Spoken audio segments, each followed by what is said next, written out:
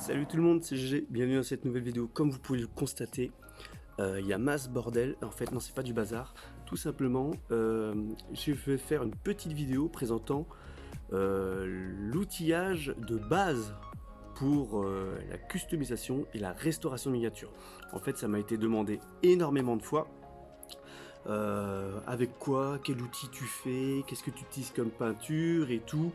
Et du coup, bah voilà, j'ai décidé de faire une petite vidéo présentant mon matériel. Donc, pour commencer, bien sûr qu'il faut de la matière première. Il faut des miniatures, tout simplement. Des miniatures qui ont vécu. Voilà. Et ensuite, eh ben, on va taper dans le plus gros des outillages, c'est-à-dire que l'outil de base reste une Dremel. Voilà, donc une Dremel, c'est à partir de 30 €, on en trouve. Donc moi, vous voyez, c'est pas une vraie Dremel, c'est la Dremel Dexter, c'est celle de Leroy Merlin, donc je sais plus combien elle coûtait, dans les 45 € je crois.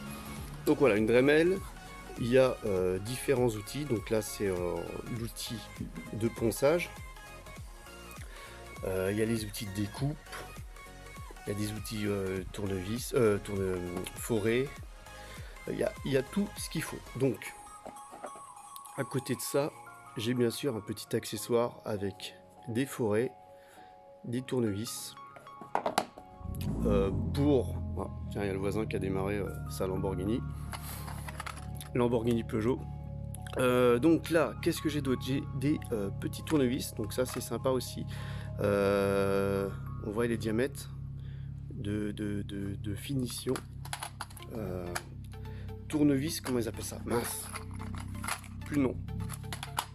Voilà, donc des petits tournevis. Ensuite, qu'est-ce qu'il faut? Bien sûr, avec la Dremel, il faut toujours, c'est impératif, une paire de lunettes de protection.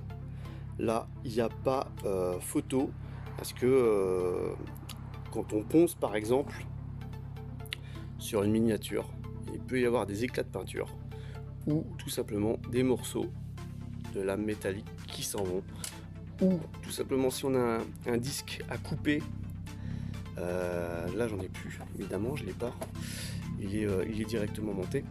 Quand on a un disque à couper, on peut avoir un éclat aussi de métal, donc très important, se munir toujours de lunettes de protection. Voilà, donc avec la Dremel, qu'est-ce qu'on peut faire? On peut couper du métal. Voilà, comme là, j'avais coupé un pick-up. Qu'est-ce qu'on peut faire d'autre? Bien sûr, on fait sauter les rivets. Voilà, donc là, on fait sauter la tête de rivet. Et là, comme vous pouvez le constater, c'est vachement propre. En fait, j'ai besoin d'un tarot. Voilà. Donc là, c'est tarot. Est-ce qu'il y a la taille de marquer dessus? Pas la taille, mais je crois que c'était du 3 mm de diamètre. Un tarot pour tout simplement pouvoir... Alors là, on a la miniature qui est ouverte. Voilà. Et là, j'ai la même miniature. Tout simplement pouvoir la revisser après. C'est-à-dire que dans le trou du rivet, on va tarauder avec cet outil-là et faire un pas de vis. Et après, bien sûr, j'ai besoin de petits dominos. Moi, c'est les vis, je les trouve sur les dominos. Regardez. Là, on voit, il y a le domino, la tige de domino. Donc là, il en manque un. Et celui-là, si j'arrive à bien le mettre, voilà. J'ai récupéré la vis et la vis, je m'en sers tout simplement pour refermer les miniatures. Après, pour refermer les miniatures, il y a d'autres solutions. On peut utiliser un pistolet à colle, on peut utiliser du mastic aussi. Alors là, c'est du mastic de polyester, donc ça, tout simplement, ça sert pour le custom. C'est-à-dire que quand il y a une découpe de fait et qu'on a besoin de donner une nouvelle forme, à élargir les ailes et compagnie, alors on utilise du mastic comme ça, mastic polyester avec durcisseur.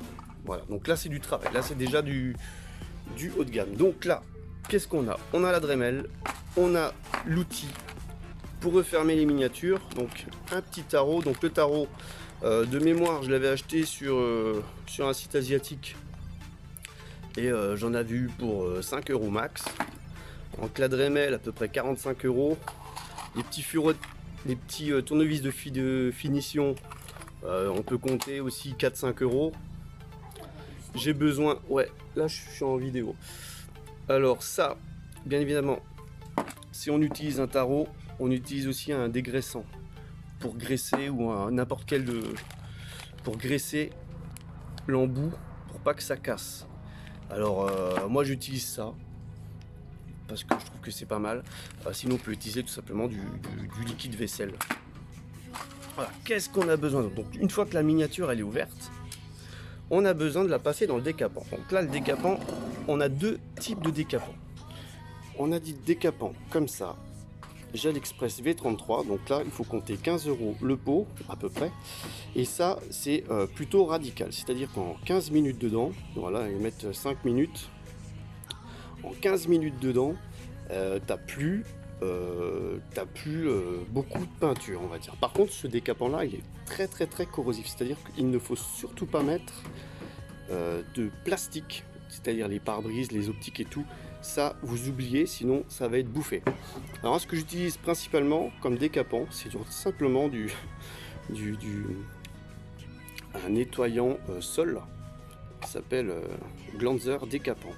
Et en fait on peut plonger la miniature tout entière dans le Glanzer. Voilà, j'ai mon petit pot rempli de Glanzer là.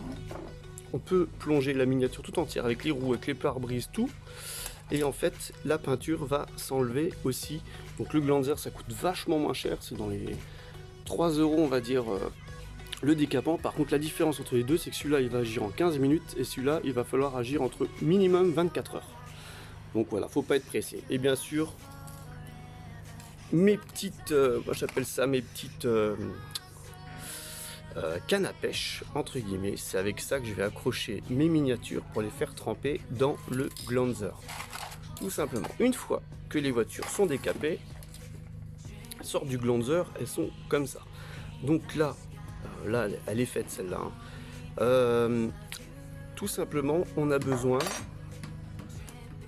de papier à poncer pour poncer s'il y a encore un petit peu de peinture. Sinon, qu'est-ce qu'on peut utiliser pour nettoyer? Bien sûr, enlever la peinture, on utilise une brosse à dents traditionnelle, une brosse à dents de recyclage. On peut utiliser une petite lame, alors là j'ai du mal à la prendre, ou alors un cutter. Moi j'utilise une lame coupe-fil de chirurgie, j'arrive plus à la récupérer, voilà. Donc là on passe dans les petits traits, les optiques, les finitions, pour enlever, voilà, comme ça, pour enlever la peinture récalcitrante. C'est radical, ça marche bien, attention à pas se percer les doigts.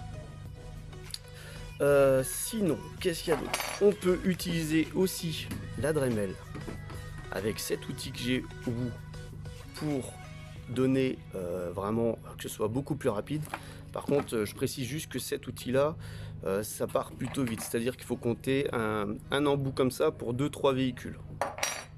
Parce que le résultat, il est immédiat, par contre, ça bout vite. Ensuite, qu'est-ce qu'on a d'autre? Donc là, le mastic blister, je l'ai montré.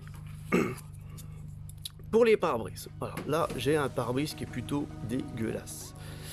Voilà, donc pour les pare-brises, tout simplement du papier à poncer multigrain, c'est-à-dire de grains différents. Là j'ai du 180, là j'ai du 100. Voilà, donc on commence avec le 100, après on fait 180. Et là j'ai pris le plus petit que j'ai trouvé, du 1000, c'est-à-dire qu'on va passer d'abord le pare-brise avec du 100, ensuite on va passer du 180, ensuite on va passer du 200, du 400 si on a, et on va finir avec du 1000. Et une fois qu'on va finir avec le 1000, toutes vos impuretés sur le pare-brise, bien sûr il faut y aller mollo hein, pour pas péter le pare-brise, donc là celui-là est vraiment dégueulasse. Toutes les impuretés sont censées partir. Et pour redonner le brillant au pare-brise, on a besoin tout simplement un petit coup de polish pour redonner le brillant au pare-brise, du polish mis sur un chiffon de récupération. Donc, vous voyez, c'est pas compliqué. Hormis la Dremel qui coûte dans les 45 €, ça coûte pas grand chose. Le décapant, on a vu celui-là c'est 15 €, celui-là c'est 3 € à peu près. Le polish, alors celui-là ça fait 20 ans que je l'ai, voire 25 ans. Ça tient une vie, donc je sais même pas combien ça coûte. Ça, du polyester, donc là c'est si on commence à faire du custom vraiment avec des formes rajoutées, de la découpe et compagnie. Ça je pense qu'il faut compter dans les 5-6 euros le tube. Ça on en récupère une incognito dans la salle de bain. Le papier à poncer, il faut compter aussi 3 euros pièce à peu près les 10 feuilles. Voilà les outils. Alors, qu'est-ce qu'on a d'autre? Les bombes de peinture. Qu'est-ce que j'utilise comme bombe de peinture? Tout simplement, j'utilise des bombes de peinture. Donc là, j'en ai pris deux. Non, ça aussi, il faut que je présente. J'ai pris deux bombes de peinture, donc il n'y a pas de marque particulière. Alors, il y en a, ils peuvent investir dans un aérographe. Donc, savoir que l'aérographe, c'est quand même un coût supplémentaire. Il faut compter une bonne centaine d'euros. Et après, il faut racheter les petits réceptacles de peinture. Donc, c'est aussi un coût supplémentaire. Par contre, on a une énorme gamme et de couleurs de peinture. Donc, moi, qu'est-ce que je fais? Tout simplement, je vais dans les magasins. Alors, celle-là, elle doit provenir du Nose. Voilà, 3,99 € la bombe de peinture. Avec une bombe, si on se débrouille bien, on peut faire une bonne dizaine de custom. Voilà, 10-15. Voilà. Ou alors là, celle-là, elle vient de chez Action, Spectrum. Celle-là, je crois que je l'ai payé aussi dans les 3 euros, 2,50 € pièce. En tout cas, voilà. Les bombes de peinture, ça sert à rien de les acheter 10-15 € pièce. Si vous allez à Neuroauto, vous allez les payer 15 € pièce. Ok, ça sera de la peinture haut de gamme. Ah, j'ai oublié de présenter. J'ai oublié le. Ah, je trouve pas le nom. J'ai oublié de présenter la sous-couche. La peinture de sous-couche aussi, c'est pareil, ça se présente pareil, c'est sous-couche métaux. Et c'est pratique pour certaines peintures. Il y a certaines carrosseries qui auront besoin d'avoir une sous-couche et d'autres non, pour attraper un petit peu les impuretés. Donc vous passez une couche de sous-couche et après vous poncez la sous-couche et ça rattrape un petit peu les impuretés. Et après vous passez votre peinture traditionnelle. À savoir que certaines peintures ne réagissent très mal avec la sous-couche. Donc voilà, faire des essais. De toute façon, au pire, retour à la case décapant. C'est pas compliqué. Ensuite, une fois que la peinture elle est faite, donc la peinture on la passe toujours en croisant. Il n'y a pas de lézard, on laisse bien sécher tout, donc faut pas le faire à trop haute température, faut pas non plus le faire à trop basse température, sinon votre peinture sera loupée.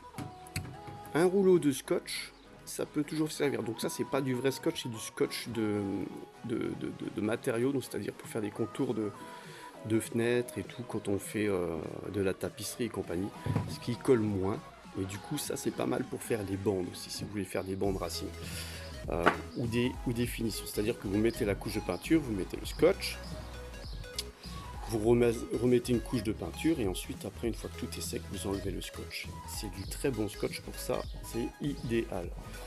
Ensuite qu'est-ce qu'on a d'autre? Donc là mes petites finitions une fois que la peinture elle est faite. Alors c'est des stylos, des feutres métalliques, voilà, STA feutre métallique. Donc ça il faut compter 15 € à peu près. Ceux-là ils viennent de Chine aussi. Je trouve aussi dans ces tarifs là. Donc 15 €, c'est avec ça que je fais les optiques arrière. Donc là ils sont pas faits. Les optiques, les poignées de porte, les bandes s'il y a besoin. Avant, arrière. Donc là il faut compter 15 €. C'est pour les finitions. Après il y a une solution assez simple. Si vous avez des petits pots de peinture ou des vieilles bombes. Tout simplement, vous prenez une mine de feutre sèche, c'est-à-dire vous laissez volontairement sécher une mine de feutre. Chacun doit avoir un feutre chez lui ou des gamins, des feutres qui n'ont plus d'encre.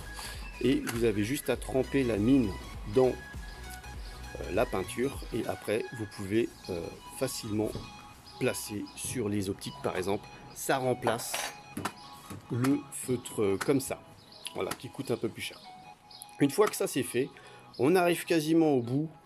Là, on a le vernis de protection pour protéger toute la peinture, toute la voiture, toutes les finitions que vous avez apportées. Donc, il y a deux styles de vernis. Il y a le vernis brillant, voilà, c'est marqué. Et il y a le vernis mat. Alors, perso, j'ai commencé avec du vernis brillant, mais c'est vrai que ça a tendance à rendre les voitures très brillantes. et à faire ressortir un petit peu les petits défauts de carrosserie. Moi je préfère tourner sur du vernis mat maintenant. Après voilà, ça dépend de la couleur de peinture. Si on part sur une peinture métallisée, c'est vrai que le vernis mat c'est cool. Si on part sur une peinture métallisée, le vernis brillant, ça va donner un super métallisé, c'est un truc de fou quoi. Voilà, donc j'espère ne rien avoir oublié pour la vidéo. Donc il y en a beaucoup qui me demandent qu'est-ce que tu utilises comme produit. Donc voilà, on est parti, 45 €. Moi je dis pour 50-60 €, 60 €, t'as déjà du matériel de base. T'es pas obligé d'avoir du mastic polyester. Donc là aussi très bien. Ce petit capuchon, je ne l'ai pas présenté. À quoi ça sert ce petit capuchon? Tout simplement pour positionner, si vous n'avez pas de pince croco, votre miniature comme ça en hauteur sur un support, et quand vous passez la peinture, au moins votre miniature elle n'est pas posée à même le sol, parce que si elle est posée à même le sol ou à même un carton, moi j'utilise des cartons, je peins sur des cartons, et ben quand votre peinture elle aura séché, quand vous allez vouloir décrocher la miniature, ici vous avez des risques que là où la voiture soit posée, que la peinture se barre avec, reste sur le carton. Donc moi j'utilise tout simplement un petit capuchon. Et ces capuchons, là, ils proviennent tout simplement des bombes de peinture, quand il y en a. Voilà, vous voyez là, il y avait un capuchon par-dessus la buse, donc ça j'ai récupéré, et après, voilà, tout simplement, ça fait, il y a mon chien qui est en train de boire à côté, voilà qui, ouais, c'est cool. Voilà, donc j'espère que cette petite vidéo vous aura plu, vous aura aidé. Donc un budget de 60 € à peu près, vous avez du bon matos pour commencer. Après, il y a du matos supérieur, style aérographe et compagnie.